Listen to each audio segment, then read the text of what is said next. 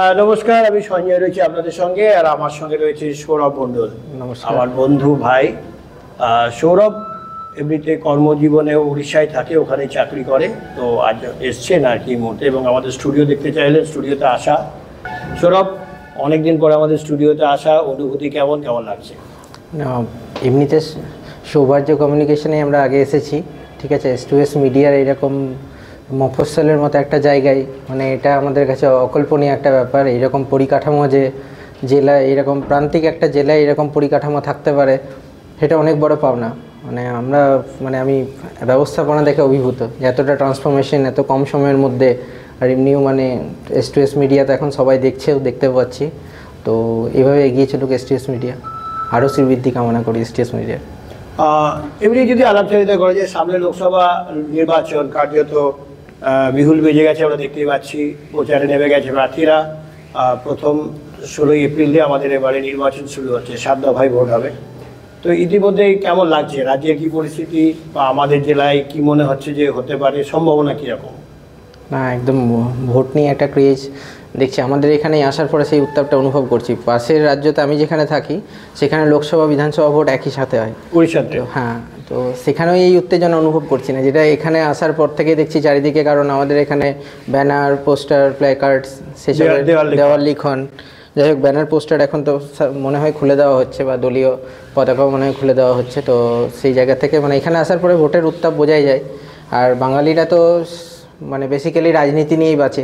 যে কোনো সময় চায়ের কাপ থেকে, সকালে ঘুম থেকে ওঠার পর থেকেই রাজনীতি নিয়ে আলোচনা, চায়ের দোকান থেকে শুরু করে সারাদিন মহল্লা গলি সর্বত্রই এখন ভোটই আলোচনার বিষয়। একদম। তো সেই জায়গা থেকে এখন তো তুল্যমূল্য আমাদের এখন দলগুলো সবাই প্রচার কার্যে ব্যস্ত। আমাদের নিজেদের জেলাতে তো এক্ষুনি আলোচনা হচ্ছিল যে এখানে দিদি ভার্সেস ডিডি আমাদের হচ্ছে। শতাব্দী দিদির সাথে আমাদের দেবাশিস ধর, অন্যরাও রয়েছে, কিন্তু মূল লড়াইটা যেন তৃণমূল ভার্সেস বিজেপির মধ্যে। হ্যাঁ, কোথাও একটা এই বাইনারি যেন সেট হয়ে গেছে, যে একটা শাসক দল রয়েছে তৃণমূল, এবং তার বিরোধী দল হচ্ছে বিজেপি। তো এই দীর্ঘকালীন লড়াই চলছে। এবার দেখা যাক ভোট। বিভিন্ন রকম আমরা তো ওই পোস্ট পোল, আমাদের প্রি পোল সার্ভেও দেখলাম, সেখানেও সবাই তো 50-50 প্রায় দেখাচ্ছে, কেউ এগিয়ে, কেউ পিছিয়ে। বিভিন্ন যে সার্ভেগুলো আসছে, তাতে দেখছি তো অনেকে এগিয়ে রাখছে, অনেকে 50-50 দেখাচ্ছে, ওটা রয়েছে সার্ভে। একদম। জেলাতেও আমাদের তো আগের বারে যদি লোকসভা ভোট ক্যালকুলেশন করা হয়, বিধানসভা ভিত্তিক যে ফলগুলো ছিল, 4টে বিধানসভায় বিজেপি এগিয়েছিল, কিন্তু ওভারঅল তৃণমূল এগিয়েছিল। তো এবারেও হাড্ডাহাড্ডি লড়াই হবে। 3বারের সাংসদ শতাব্দী রায়, একেবারেই নতুন মুখ, আমাদের নতুন মুখ নয়, চেনামুখী, মানুষের পরিচিত দেবাশিস ধরবাবু। দেখা যাক কতটা ফাইট হয়। আমরাও ভালো এটাই চাইবো যে ভোট একদম নিরপেক্ষ, পরিবেশের মধ্যে সুস্থ ভোট পরিবেশ। একদম অন্যান্য জেলায় যেমন ভোট উৎসব হয়, সেরকম এখানেও হোক। আমি 2017-তে ইউপিতে ভোট দেখেছি, যখন ট্রান্সফর্ম হয়েছিল সমাজবাদী পার্টি, তখন ক্ষমতায় ছিল। তারপরে দিল্লির ভোট দেখেছি, আম আদমি পার্টি যখন আসে 2014-তে, তখন ওখানেই ছিলাম। তো আমাদের এখানেও চাইবো সেরকমভাবেই ভোট হোক।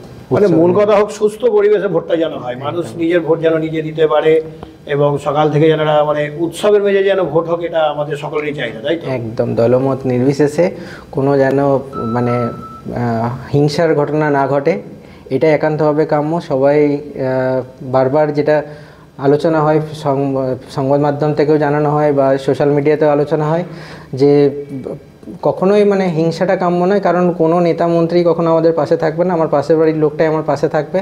তো ভোটের কয়েকটা দিনের জন্য যেন এই হানাহানিতে কেউ মেতে না ওঠে, দলমত নির্বিশেষে সবাই যেন সুষ্ঠুভাবে ভোটটা করায়। আরেকটা বিষয় হচ্ছে যে নির্বাচনকে কেন্দ্র করে সমস্ত রাজনৈতিক দল প্রচারে নেমেছে, আমরা দেখতেই পাচ্ছি। এবং বিজেপি কাল থেকে প্রার্থী ঘোষণা পরে দেবাশিস ধর এসে গেছেন, তিনিও আজ থেকে কার্যত নেমে পড়েছেন লড়াই ময়দানে। তো এই লড়াইটা কি বেশ জোরালো হয়ে উঠতে হবে, না এরকম শুধুমাত্র মনে হচ্ছে যে একতরফা হয়ে যেতে পারে? না, একটা হচ্ছে অভিজ্ঞতা সবসময় দাম থাকে। তো আমাদের যিনি বর্তমান সাংসদ রয়েছেন শতাব্দী রায়, বিগত 3বারের উনি সাংসদ, এবং 4র্থবারের জন্য লড়াই, একদম হাতের তালুর মতো ইনি ময়দান চেনেন। কিন্তু ওনার জন্য আবার একটা যেটা বলতে গেলে ডিফিকাল্টি যেটা, সেটা হচ্ছে অন্যবারে জেলা সভাপতি হিসাবে উনি আমাদের অনুব্রত মণ্ডলকে নিজের ব্যাকবোন হিসাবে পেয়েছেন। এবারে ওনার অনুপস্থিতি কতটা ওনাকে বেগ দেয় সেটাও একটা দেখার ব্যাপার আছে। তাছাড়াও সংখ্যালঘু অধ্যুষিত এলাকায় বাকি যে দলগুলো রয়েছে, বাম দল বা কংগ্রেস, এখানে তো বামফ্রন্ট দেয়নি প্রার্থী, জোটের প্রার্থী হিসাবে শুধুমাত্র মিল্টন রশিদি আছেন মনে হয়। তো উনি যে তিনটি লোক যে বিধানসভা কেন্দ্রে গতবারে তৃণমূল ভালো ভোট করেছিল, যেমন এই মুরারই হাসান আর নলহাটি, সেখানে কতটা ভোট কাটাকাটি হয় তার উপরে অনেক ফলাফল ডিপেন্ড করছে। ওভারঅল একটা ভালো ফাইট দেখতে পারবো, এটাই আশা রাখছি। আর এটা হচ্ছে যে ভোটকে সামনে রেখে তো প্রচারে বিভিন্ন যন্ত্র ইউজ করছে। কারো দেখি যেমন বলা হচ্ছিল ফ্লেক্স দিয়ে, বিজেপি কিন্তু সেইভাবে এখন নামেনি, কারণ কালই দেখা গেল যে দেবাশিস ধর প্রথম জেলায় পা রাখলেন। তো এটাতে কি তৃণমূল খানিকটা ইতিমধ্যে দেখলাম যে প্রায় এক সপ্তাহেরও বেশি সময় ধরে শতাব্দী রায় কিন্তু প্রচার শুরু করে দিয়েছেন, এবং বিশেষ করে নলহাটি এরিয়া, যেমন আজকে নলহাটিতে তিনি প্রচার করছেন। তো ফলে ওই এলাকাগুলোতে কিন্তু ইতিমধ্যে শতাব্দী রায় যে নিজের পাকার সেটাকে আরও স্ট্রং করছেন।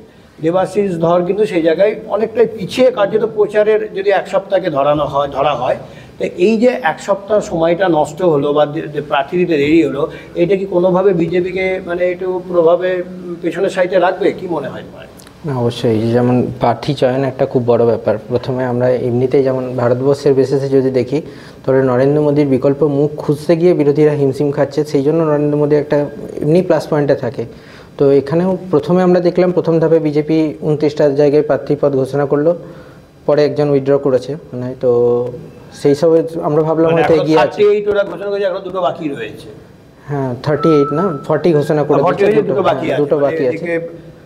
আসানসোল একটা ডায়মন্ড হারবার, দুটো সিট এখনো বাকি রয়েছে। তো প্রথম প্রার্থী পদ এখানে বিজেপি ঘোষণা করেছিল, তখন আমরা ভাবলাম হয়তো বিজেপি অনেকটা এগিয়ে আছে। তখন সংবাদ মাধ্যমগুলোতেও সেই আলোচনা হচ্ছিল যে হ্যাঁ, তারা কনফিডেন্ট, তারা দলীয় প্রার্থী পদ ঘোষণা করে দিয়েছে, শাসক দল এখনও ঘোষণা করতে পারেনি। তো ওভারঅল তারপরে আবার দেখা গেলো তৃণমূল 42টা কেন্দ্রেই একই সঙ্গে প্রার্থী পদ ঘোষণা করলো সেম ডেতে। তো অবশ্যই যে 7 দিন আগে থেকে প্রচারের সুবিধা পাওয়া, এবং দলীয় কর্মীরাও জানে যে আমার চাঙ্গা হয়ে রয়েছে, একদম আমার প্রার্থী কেস তারা অলরেডি তারা জানে। সেই শতাব্দী রায় অলরেডি যেহেতু 3বারের সাংসদ, তার একটা পরিচিতি রয়েছে, ফলে তিনি তাকে নতুন করে পরিচিত হওয়ার কোনো জায়গা নেই, মানুষ চেনে না। একদম। অন্যদিকে দেবাশিস ধর নতুন মুখ, এবং তাকে নিজেকে পরিচিত করাতে হবে যে আমি দেবাশিস ধর, বা দলীয়ভাবে সেটাকে নিয়ে যেতে হবে। সেটাকে খানিকটা হলেও তাকে ব্যাকফুটে রাখবে। একদম। প্রথমত নাম তো একটু পিছিয়ে থাকার জন্য, মানে পিছিয়ে ঘোষণা করার জন্য একটু হলেও ব্যাকফুটে। আমার মনে হয় এবার প্রচারে কতটা ঝড় তুলতে পারবেন উনি, বা কত সংখ্যক মানুষের কাছে পৌঁছাতে পারছেন তার উপর ডিপেন্ড করছে। বিজেপির একটা অ্যাডভান্টেজ আছে, ওদের সোশ্যাল মিডিয়া সেল হচ্ছে প্রচণ্ড স্ট্রং, একদম। তো ওদের সংগঠন ভিত্তিক দুর্বলতা থাকলেও সোশ্যাল মিডিয়ায় প্রচারটা একটা হয়। তারপরে মোদি আবেগ একটা, ওইটাও একটা হাতিয়ার। তারপরে হয়তো বিভিন্ন বড় বড় রাজনৈতিক নেতার এখানে দলীয় সভা সমাবেশ, তাদের শাসক বিরোধী উভয় পক্ষেরই বলছি, হওয়ার পরে হয়তো সমীকরণগুলো আরও চেঞ্জ হবে। মানে সমীকরণ চেঞ্জ হওয়ার এখন অনেকটাই সময় রয়েছে, অনেকটাই সময় পিছিয়ে থাকলেও হয়তো এগুলোর সম্ভাবনা থাকতে পারে। একদম। মানে লড়াইটা বেশ মানে জোরদার হতে চলে, যেটা বলাই চলে। একদম তুল্যমূল্য লড়াই। ঠিক আছে, আগের বারের মতো আমার মনে হয় না অতটা ব্যবধান থাকবে। যে প্রার্থী জয়ী হোক, হয়তো 15 থেকে 20 হাজারের ব্যবধানেই এবারে ফলাফল ফাইনাল হবে। যাই হোক, আমার সঙ্গে এতক্ষণ ছিল সৌরভ মণ্ডল। সৌরভের সঙ্গে আলোচনা করে আমাদের বিভিন্ন বিষয় উঠে এলো, যেমন সামনে লোকসভা নির্বাচন, এবং তাকে কেন্দ্র করে ইতিমধ্যে তৃণমূলের যে প্রচার ইতিমধ্যে শুরু করেছে, খানিকটা পিছিয়ে আছে বিজেপি। দেবাশিস ধর ইতিমধ্যে কালকে জেলায় আসার পরে তিনিও প্রচারে নেমে পড়েছেন, তারাপীঠে আজকে পুজোও দিয়েছেন। ফলে লড়াইয়ের এখন অনেকটা দিন বাকি। আমাদের বীরভূমে বোধহয় 13ই মে ভোট হচ্ছে, তো 13ই মে ভোট, ফলে এখনও প্রায় মাসখানেকেরও বেশি সময় রয়েছে, প্রায় 1.5 মাসের কাছাকাছি। তো সেই জায়গায় দাঁড়িয়ে হয়তো যে সময় পিছিয়ে শুরু করার পরেও হয়তো একটা সময় আসবে যখন বিষয়টা হচ্ছে প্রায় সমানে লড়াই যাবে প্রচার যন্ত্রের দিক দিয়ে, সেদিকে আমরা তাকিয়ে থাকবো। আপাতত সকলকে আবার শুভেচ্ছা অভিনন্দন জানাচ্ছি। সৌরভ, অনেক নমস্কার, ধন্যবাদ।